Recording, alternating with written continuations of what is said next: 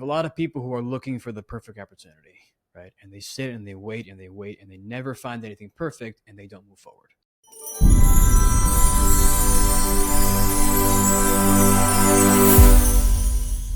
Hello and welcome to the Happy Money Podcast. My name is Gino Barbaro, one of the co-founders of Barbaro 360. We are a company that is focused on changing the world one family at a time. And my son Michael is joining me today, and he picked this topic. It's one of my favorite topics, and it's something where I love the framework that he created because I really never had a framework. I would just do it. So what are we talking about today? Yeah, so I thought it would be a good idea to talk about, the cost of being indecisive, right? And how taking action is actually what we're meant to do. And so there's this great quote from St. Augustine back in the 4th or 5th century, and it says, God provides the wind, but man must raise the sail. God provides the wind, but man must raise the sail. So my first question to you is, how do you know the wind? So a lot of times the wind's always there, right? In a sense, God's always giving you the grace to move forward, and we get lost in our own heads and we think we need to constantly be looking for something that maybe is there or isn't there. But the first thing is we need to take action, right? Because if we don't take action ever, we're never going to move forward. Can you give me an example of that in your life? As an example, one of the things that I would tend to do is we go to a restaurant. This is a bit silly, kind of a silly example, but it makes sense in real life. And I would, say, do I want this? I want this. And I couldn't decide. And I'm the last one to order. And it's right. And I take forever to eat too. We would spend 20 minutes there because of me. But it's interesting because I'm starting to learn more that I don't need to make the perfect decision when it comes to this. I just say, this is what I want, and go from there. Do you mind if I share a quick story with you on how you said God provided the wind? Sure, go ahead. In 2014, I remember being in New York, and I remember not wanting to be there. And I think the first time he provided wind for me was when it was a really cold winter. It was miserable. And I'm like, I don't really want to be here in New York anymore. And then he provided Governor Cuomo. When Governor Cuomo said, New York doesn't represent conservative values, that's another win that he provided. Mm-hmm.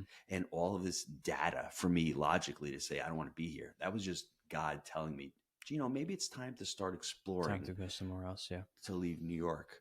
And did it happen overnight? It didn't. It took me a couple of more years. But if I didn't make the decision at that point to start listening to God and to say, how do I make that happen? Instead of being indecisive and being waffling and not really sure, I trusted in God. I trusted in what he was sending to me. I just needed to create a plan on that and to say, this is what I really want to do. And that indecisiveness, if there was at that point, we wouldn't be down here right now. We wouldn't be leading this kind of life right now. And I think one of the big things is that there was action within that, of course, right? Mm-hmm. Because there's this idea of, I'm just going to think it through. I'm going to pray for clarity. And it's like, those things are good. And I would argue that's essential. But the purpose of being thoughtful and being wise in your discernment is to actually make the choice. And if you just sat around for a few years and I'll think about it, and they never did anything, you kind of just wasted that few years, right? Mm-hmm. And so it's learning how to be thoughtful and well discerned enough to make a decision to where that's kind of second nature. Mm-hmm. I'm going to share two quotes from two secular people. They really can't compare to St. Augustine. They just can't, but I think they're still terrific in the context of what we're talking about. The first one is, responsibility is the price of greatness. Winston Churchill said that. So right now you're being responsible, and it's hard being responsible. When I decided back in 2014, I'm leaving from New York, a lot of responsibility, Mick, and it was a big price to pay, from doing all the work, getting ready, getting criticism from the family. Mm-hmm. That's the price of greatness. And the second one is from one of my favorite, I would call him a mentor, Jim Rohn. I got a couple quotes from him that I like to share throughout this podcast. But the first one, for things to change, you have to change. That's good. And if you don't decide to change and decide to listen to God and decide to trust that wind that he's sending to you, I think you're going to be stuck and you're not going to be able to make those decisions. Yeah. I like Jim Rohn because he's just so simple and he's so blunt, right? It really is. Like I remember hearing, he had the old DVD set from Jim Rohn, and my car at the time had the DVD player. And so I would put those in once in a while and I'd play those. And he had this great thing on, learning to be a man and what that means. And his quote for that was, if I can remember it, learning to take responsibility for your actions. Mm-hmm. And this kind of ties into that, right? Mm-hmm. Like you make a decision, and if it works, great. And if it doesn't, okay, you readjust and you keep going. I'm listening to him right now, probably for the 15th time. And every time you listen to it, you're more mature, you're at a different part in your life. And what I think is incredible, he talks about philosophy. It's about a person's philosophy. If your philosophy is, oh, I can't do it, it's too hard, I don't want to take responsibility, then that's what's going to end up happening. But it's important that think about what your philosophy is, what you're thinking, how your thoughts are. And the last one I'll share with you that I really like that he says, don't wish it were easier. Wish you were better. Yeah. That's really awesome. Don't wish it was easier. Don't wish what God's trying to tell you is easier for you. Yeah. Just hope that you're better. Get better. Well, the question is, how do we get better, right? Mm-hmm. So the first thing obviously is dependence on God and prayer through that. Mm-hmm. Okay, but then we got to start small. If that's something we struggle with, how can we start small on the little day-to-day things, right? Mm-hmm. And so I like to say, okay, little sacrifices throughout the day. Mm-hmm. Maybe it's not having that second cup of coffee. Or that actually, I want to have that second cup. Maybe the third. maybe start there. That's good. Instead of having 3, let's do 2. Okay. I think Fulton Sheen even made what did he say? Not having that extra cigarette, which is funny. That was during this. It's a little different now, but during the 70s, that was a big deal. Not having that extra slice of pizza. Okay. Slice of pizza, yeah. But the little things really do add it up, right? They do. They do. And what's important that what you're saying is you need to create the muscle. Yes, exactly. Because you can't start at the top. You have to start with something slow and get into the habit and build the muscle. I didn't all of a sudden at the age of 44 decide, let me make this monumental decision. I had been making a lot of decisions throughout my life, and I had gotten decisive, and I learned, and I love what you have written down here. What's the hidden cost of indecision? Yeah. I know, and I can look back and go, wow, I was indecisive. Why did I not make a decision? Because not making a decision is still making a decision. Yes. Which is weird, isn't it? So ironic. I think that's the thing. Let's start with those small things. Let's start deciding, and let's start becoming aware that we're making a decision. So go through some of those hidden costs, some of the costs that have come up in your life. So I'm going to shift this into more of a real estate investment kind of side of things. Thank God Mom's not here, so we can talk real estate and business on this show. Yeah, huh? Thank goodness Mom's not here, right? Well, she is. And she's behind the scenes, and she's doing a phenomenal job. But I just saw her just shrug her shoulders and go, "Why are you guys talking about real estate?" I'm actually gonna peace out right now. That's what she's saying, but it's okay. But don't worry. So, a lot of times, what I would see in real estate when I would talk to people, during real estate events and whatnot, is you have a lot of people who are looking for the perfect opportunity, right? And they sit and they wait and they wait and they never find anything perfect and they don't move forward. And that's all of life, right? Perfect house, perfect car, perfect spouse even, and they don't move forward because they have this expectation of perfection and they never find it and they never do anything with that. You know what that's called? Perfectionism. Well, it's called, I hear a lot of people say, and you would love this because you're a gun nut. I can't pull the trigger. I hear that often. Mm-hmm. And Mom and I, we're money coaches. And where does that stem from? I think if you're listening to this right now, I think you have to go back into your childhood and see how you're raised and see what happened and see what you heard. I can just only go into the money aspect of it because I was afraid early on. I didn't make decisions in investing because I had my mom criticizing me. Mm-hmm. Well, Gino, you lost $172,000 from Maserati Mike. It's really risky. Well, then all of a sudden, my next investment was really scary. I was indecisive. If you're going through the 2008 crash and you lose everything, that's called a money trauma. Yeah, you're looking at it now. Back then, it's really risky. It's hard to make a decision. It's being indecisive. That's what we call in coaching an assumption. Just because you made a mistake years ago doesn't mean you need to repeat the mistake today.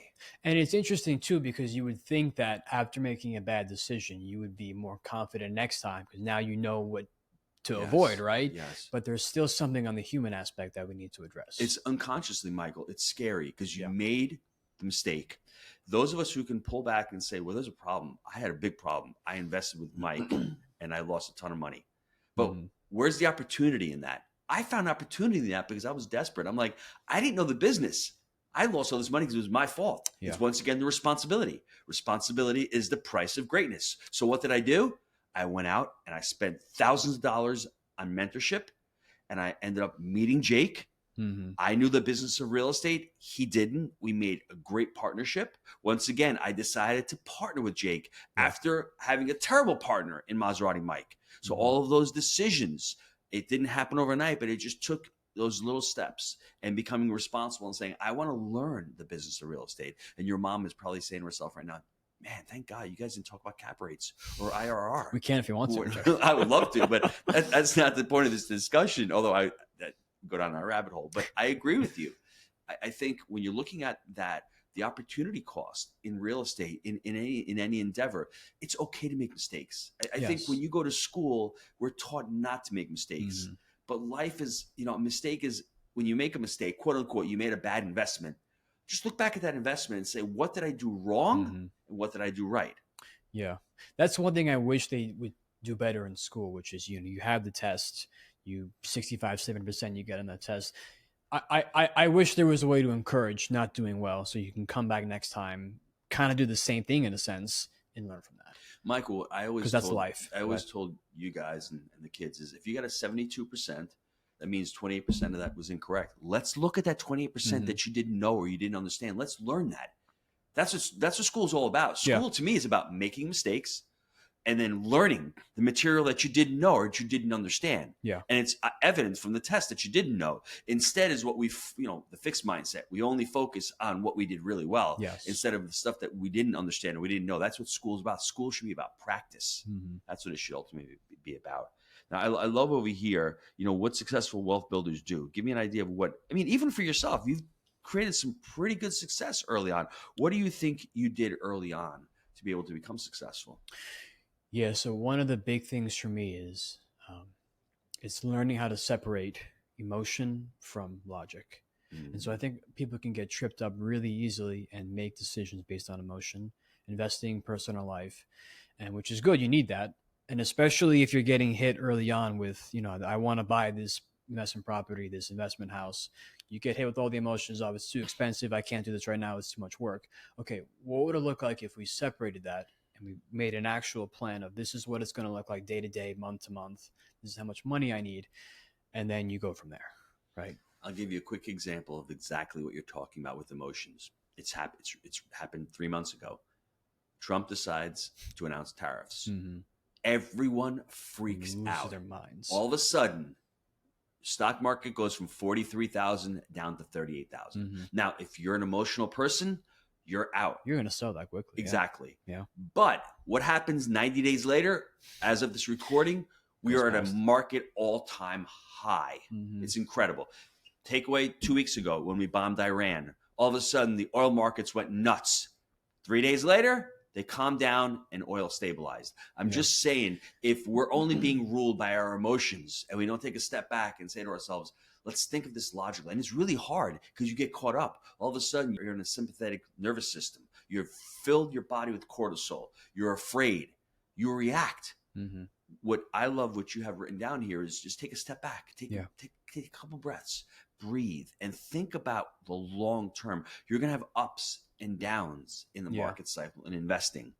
When you think it's a good time to buy, typically people are selling. And when it's a good time for you to sell, people are buying. It's counterintuitive. But you look at it, when people are selling tariffs on the way down, you knew there was an opportunity to buy at 38,000. And now that it's at all-time high, people are jumping in now.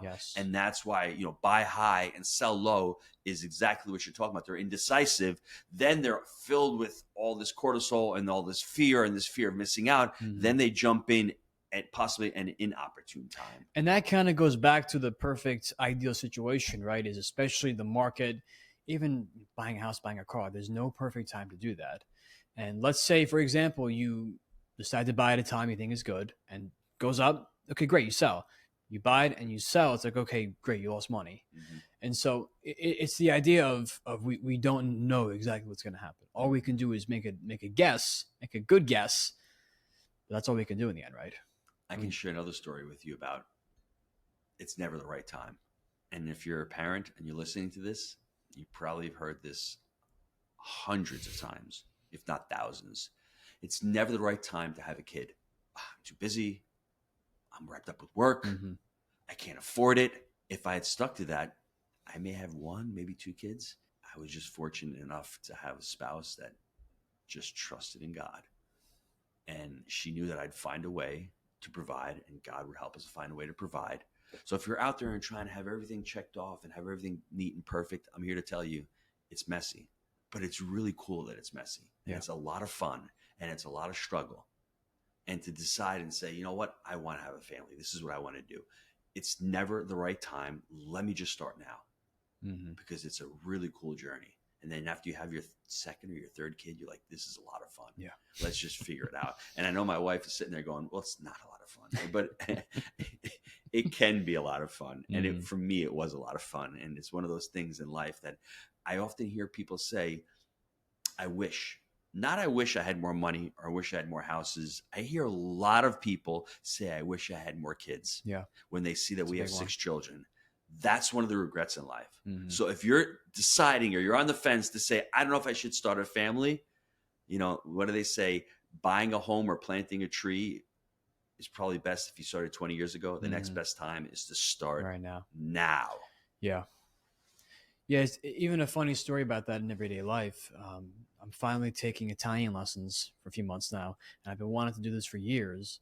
And you know, I think back on that. If I had started when I wanted to start, I would have been 2 or 3 years into the language. And that's kind of discouraging when you finally start. It's like, I could have been here, but again, you've got to come back to reality and say, oh, I'm going to start now anyway, so that a year or two from now, when that happens, I can actually say, hey, I actually started when I wanted to start, and I have the amount of time that I have. What was going through your mind when you finally made that decision to push the button and invest? Not spend, but invest. See, there's the philosophy, how we can tell ourselves certain things. I'm spending money to learn Italian. No, you're investing in yourself to be able to learn another language and to be able to expand your horizons. Where was that moment that you said, yeah, I'm going to spend money to do it?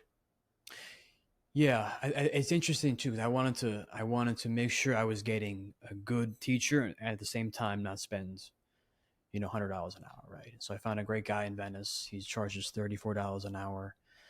And it's interesting too, because you buy it in bulk, right? And so you buy 10 lessons in bulk, and it's hard to part $300 a month. I do 10 lessons a month, or however much it is. But Michael, couldn't you have gotten caught in the decision making by looking at 300 teachers and looking at costs so how did you overcome that as well? So I kind of cheated a little bit. I went to the first page and I said, I'm staying here. I'm going to click on this guy. Okay. And done. Very good. Yes. That's really good. And what's the worst thing that can happen? If you don't like him after 2 lessons, you go find somebody else. Somebody else. Yeah. Right. Exactly. That's probably the best news. That's probably the little best golden nugget here. You find something. And that's what happens when I walk into a store. I see a pair of shoes. I don't go try on 30 pairs. I see one that I like right away, and I'm decisive and I buy it, because I don't want to have that decision fatigue. Yeah. One of those things is, throughout the day, we get fatigued. Don't make these massive, huge decisions at the end of the day when you're tired. If there's something really important that you need to do, or something that needs to get done, it's always much better to do it earlier in the morning when you're more fresh, when you're more awake. And I like the whole idea of decision fatigue, because it's this idea of information overload, which is what I learned in school. Yes. The more you have in front of you, the more you're not going to do something, right? And so it's a good idea to really limit your options. Yes. So house, car, pair of shoes, whatever it is, you can be looking at 30 houses, right? But ultimately, you shouldn't be deep diving like crazy into 30 houses. Right? Whatever hits your mind immediately, I'm going to look into that. And at first glance, another one doesn't have that kind of feel. Okay, maybe move on. Yes. Even for the sake of learning how to make a decision based on, I'm going to dedicate my time to these 5. Before you share that framework, I want to just give, I think, a tip to you, if I haven't shared this with you, to the listeners. We did a podcast on the Jake and Gino podcast. Go check it out. It's by a gentleman named David Allen. He wrote a book, I think it's called Getting Things Done. And it's really simple. You have so many things in your mind throughout the day. Get them out of your mind and onto a piece of paper. Put them on your phone for your notes. That's where you get fatigued and you get decision fatigue. If you've got a great idea, get it out, write it down. And then all of a sudden you start creating your weekly to-dos. It takes a lot of stress out of you, because when you have something that's unfinished in your mind and there's that open loop, that's when you start getting decision fatigue and you start being able to have a harder time to take action. So go listen Yeah. to that podcast on the That's Jake great. and Gino show. It's with David Allen, Getting Things Done. That's great. So I want to end with our framework. We talked in the beginning about, how to actually take action. And so let's talk about what to do first. The first thing is a good prayer and reflection, right? What's important is we need to set a time for, I'm going to take 2 weeks to discern this option or 4 weeks to discern this option. And make sure you set a time limit, because if you don't, it's never going to get done. So, Michael, do you think these are for bigger decisions, correct? Yeah. But again, it depends on what it is, right? Buying a house, buying a car, definitely take more time for that, right? Buying a pair of shoes, the only thing I would say is you don't need to pray and discern about buying a pair of shoes, of course, right? It's kind of silly. I hope not. I hope not. No, but it's a good idea to take a day or two and see, do I actually want this, right? Yes. And that's what I do for bigger purchases. Yes. A guitar, a gun, once in a while. I'll take a week and say, well, do I want gun this? is like, do I want this gun or I want that gun? You still want Yeah, the gun, know. right? You're still going to pick No, one of the you two do, guns. of course, yeah. But it's more of a, do I actually want this thing, or do I want the emotion behind it? Yes. You know what I mean? Yes, it's the So dopamine. there's a difference. Exactly. Yes. Yes. And if that kind of thought of, I actually want this gun, doesn't go away after a few days or a week, okay, Yes. maybe you do want the gun. Yes. And then just, and you're going to got it. enjoy the gun. Exactly. And you're going to use the gun. Exactly. I agree Exactly. with that. So pray and reflect is the first one. Next one. So I like to talk to people about what it is that I'm going to do, right? And so if it's, hey, I'm going to go ahead and start this program, I like to say, hey, just tell somebody. And but I want to emphasize this is the idea of telling too many people. And when you tell too many people, again, information overload. Mm-hmm. You kind of get 10 or 15 different opinions, and that makes it more complicated for you, right? And so I think it's a good idea, 1, 2, or 3 people, trusted friends, mentors, whatever it is. Money coach. And I know you're Mr. AI, Chat GPT, so I'm sure yeah. you throw it in there as well. You get some information, you go, okay. And I think that's where you should start. You guys have a leg up. Mm-hmm. I mean, I was just doing a project at the house. Your mom is not 100% thrilled. I love it. I think it's more manly. It's robust. I got these pillars and stuff. The pillars of the house. It looks awesome, doesn't it? It looks pretty freaky. I went on AI and I actually just asked the cost. I asked what it was. And it was one of those decisions. Did I need it? I just knew it was. I just loved it. It would look awesome. Yeah. I really wanted it, and I like you said, I prayed on it. I got a price. I went back to them. I negotiated. I knew what it would cost because I went and used AI, and then I also asked a couple other people as far as what kind of materials I should use, what it would look like. So I agree with you. Gather the information. Ask 1 or 2 people, and also ask people that have some kind of an understanding. If you want to learn about money, don't go ask your Uncle Vinny, who's never invested in anything about real estate. Of course, he's going to say it's risky. He's never done it before. Go find somebody who's done it and ask their opinion about it. Just a side note, if you do have an Uncle Vinny, he probably has the most money in the family, or he's got no money. There's no in between. There's no in between, right? Nothing. He's got a little underneath the mattress, going a little coffee can. Yeah, I got it. Broccoli band. And I like this next one. The third one is, you had mentioned it, but it should stay by itself. It's set the decision of the timetable. Yeah. Don't leave it open-ended. Don't say, I'm going to make a decision. Put it on the calendar. Put it somewhere if it's important to come up with a decision on whether you should do it or not. Yeah. I agree with you wholeheartedly. The last one is the most difficult one, but it's the best one. It's take action, right? Like the reason we're doing this stuff is to actually make the decision. The reason we set 2 weeks or however long to discern and pray, and then to actually have a deadline, is to make the decision. Because if you don't make the decision, all the time is wasted. And then what ends up happening? The next time you have to come up with the decision, you're going to fall into that loop of indecisiveness. I'm not sure. Yes. That's what ends up happening. What you're saying is, we don't lack the motivation to make that decision. We lack the clarity to make the decision. Exactly. So you've laid out to me how to do it. It's praying and reflecting, taking some time to discern. The second one, gathering information on it. Don't go in it saying, oh yeah, trust but verify. You want to have the information. The third one is, let's set a timetable. How long? 1 week, 2 weeks. The more time, the bigger the decision. Yeah. I mean, you're not going to decide on moving to New York in a day or two. Like I didn't come home one day and go, hey Joel, we're leaving New York. Well, maybe I did. She's shaking her head over there. Well, I didn't. It was building up with inside of me, and like the rage, and I had held it from her for months. And it was just one of those things where I didn't think we could do it. I'm like, I'm a pizza guy from New York. How am I going to go find another job in Florida? How is that even going to happen? Yeah. But I sat with it for a while. But the interesting thing is, you just said something that was really cool, which is, I've thought about this for months. Mm-hmm. And so it wasn't an overnight thing. This is something you've been wanting to do for months, and Yes. it hasn't left you. Yes. That's the key to look into this more. And then, Michael, the only mistake I maybe have made with going to Florida was I didn't really set a hard time because I was still at the restaurant. Mhm. But what we ended up doing, me and your mother, we started talking about it. Once I asked her, she's like, yes, let's do it. And from there, I think burn the ships mentality was like, okay, we're not turning back. Now we made the decision. How do we make this decision happen? Because it's life changing. Yeah. It took us a couple of years after that. Once we sold the restaurant in March of 2016, we decided to go to Florida for 2 months. We went to Florida. Remember, we drove down months, May, June, and July. We spent 2.5 months down here. So it's not like we just full force. And then your mother said those words that I will never forget. Hey, Gino, if we fail and we don't like it, we can always move back in with your mother in the basement. And Mike, I said, you know what? Come hell or high water, that ain't happening. So I'm going to make it happen somehow. Yeah. But it's one of those things where it took time. We made the decision. We came down. We tried it. Mm-hmm. Hey, if you don't like the car and you're driving it, test drive it. You give it back, right? Yeah, or the house. You're looking at the house. Make sure you like the neighborhood. Take your time in making a really big decision, but make an informed decision. One of the things I like in real estate is oftentimes there's a due diligence period. Like these people are giving you time to look into this thing. Yes. And so it's cool because you get the opportunity to experience that. Yes. Michael, one thing you did say about the emotions, you can get caught up in emotions when you're buying a car or you're buying a house. Just remember, the better the salesperson, the more they're going to tap your emotions. Yeah. So just take a step back. And talk to your significant other, your spouse, your kids about this decision try to use it in a logical way. Obviously, you want to be excited about where you're living, but it can't just be about the emotions. It needs to be able to fit your budget. It needs to be able to fit your lifestyle. It needs to be realistic to you. Stuff, yeah. I mean, like the $1 million house, if you can't afford it, but it's the right decision, you can't afford it. You go with something a little bit cheaper. Exactly, that's all I'm trying to say. I like your calls to action here. Share with me your calls to action. And so one question I want us to ask this week is, what decision are we delaying that could be costing us some growth, opportunity, or peace of mind?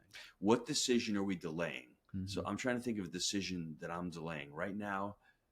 I can't really think of anything right now that I'm delaying. I mean, I've got my, for business, quarterly priorities. Mm-hmm. And I'm just trying to think of the Barbaro 360. We've got a funnel that we're building out for our book. If you guys want the book, go to barbaro360.com. You can download our book, Happy Money, Happy Family, Happy Legacy. Mm-hmm. You get a PDF copy for free sent to their inbox. But think of the decisions. Well, actually, right now, my decision is the 4th of July. Are we going to cook filet or are we going to cook chicken wings? That's the decision today. So I'm not really sure which one that is. But, I mean, really think about it. What decision are you not making? I love that. And what's the next one? The last thing is simply just do it. This week, commit to making one decision you've been putting off.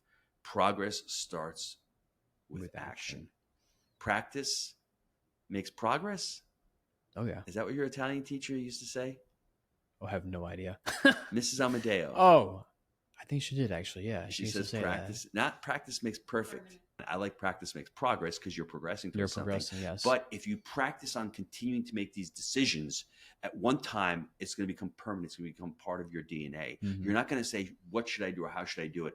I'm going to formulate it by praying and reflecting, by gathering the information, by setting a deadline, and then by ultimately taking action.